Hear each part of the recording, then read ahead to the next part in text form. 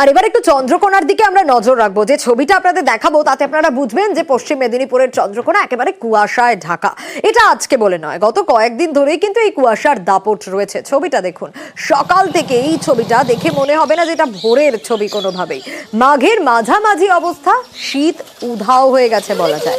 আবহাওয়ার জোড়া ফলায় কৃষকরা কিন্তু চিন্তায় রয়েছে, কারণ এই রকম আবহাওয়ার খামখেয়ালিপনা আর তাতে আলু চাষে ক্ষতি হতে পারে আশঙ্কা করছেন কৃষকরা।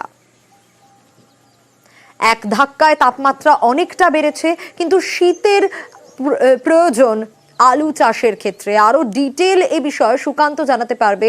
সুকান্ত, ঠিক কি কারণ আলু চাষে এই যে ক্ষতির আশঙ্কা করছেন কৃষকরা?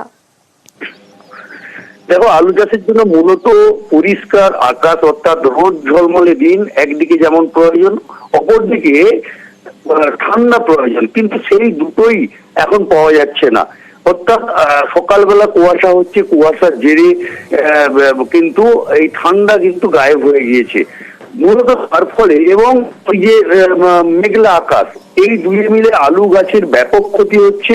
আলু গাছের পাতা, সেই পাতা কিন্তু হলুদ হয়ে যাচ্ছে এবং ছত্রাকজনিত বিভিন্ন রোগে উপদ্রব বেড়ে যাচ্ছে, যার ফলে কৃষকদের অর্থ খরচা করে তাদের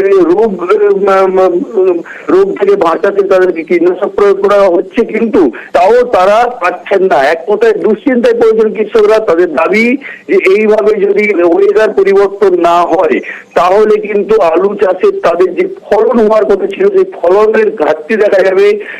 তারা কিন্তু আলু চাষের ক্ষতির সম্মুখীন হবেন। আর এই দুশ্চিন্তায় পড়েছেন চন্দ্রকোনার কৃষকেরা। বেশ,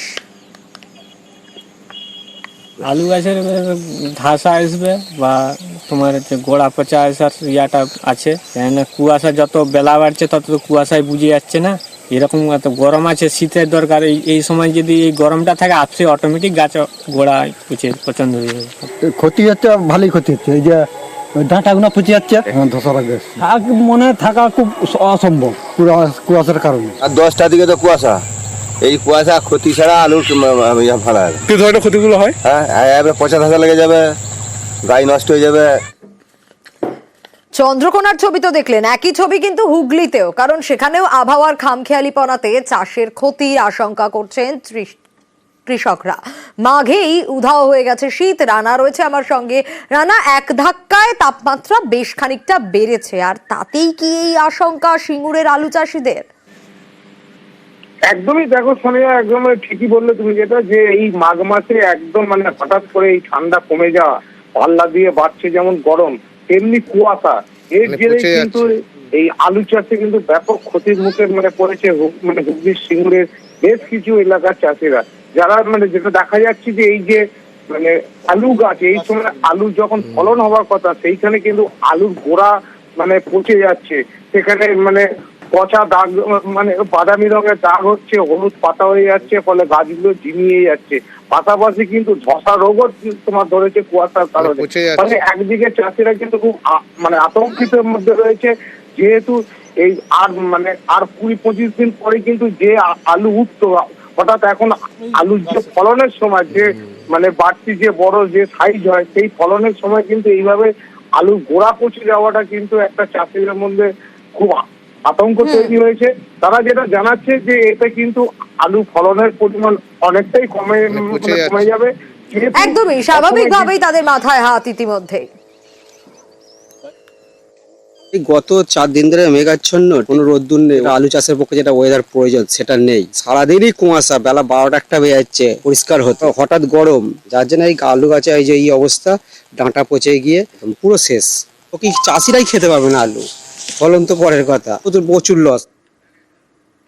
একদিকে তো চন্দ্রকোনার ছবি দেখলেন, হুগলির ছবি দেখলেন, কিন্তু এবার সেচের জল না পাওয়ায় চাষে ক্ষতির অভিযোগ তুলছেন কৃষকরা। বারুইপুরে দুয়ারে সরকারের শিবিরে নালিশ কৃষকদের। ধপধপি 2 নম্বর গ্রাম পঞ্চায়েত এলাকায় ক্ষতির মুখে পড়েছেন তারা। এই এলাকায় ডায়মন্ড হারবার থেকে মিঠে জল আসে সূর্যপুর খাল দিয়ে, আর সেখান থেকে জল যায় এলাকার ছোট ছোট খালগুলিতে।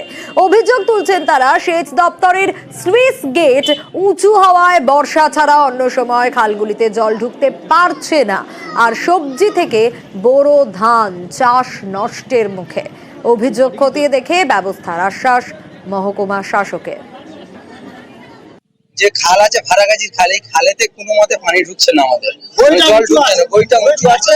আমাদের পানির জন্য ব্যবস্থা করার কথা বলছিলাম, সমস্ত প্রধানদের সদস্যদের সবাইকে বলেছি যে আমাদের জন্য একটা ব্যবস্থা করা হোক এবং পাশ থেকে কালভেট দিয়ে কেটে বসিয়ে দিয়ে সমান করে দেওয়া হোক, যার কারণে কোনো সদস্য বা কোনো প্রধান কেউই এই বিষয়ে মাথা দিচ্ছে না, আর কেউই এই কথা আমাদের পানির ব্যবস্থা করছে না। আমরা হাজার হাজার চাষি পড়ে মার খাচ্ছি ওখানে। উনি বললো একটা দরখাস্ত দিতে, সেই দরখাস্তটা দেওয়ার জন্য ওদেরকে বলা হলো, আমরা দেবো বললাম।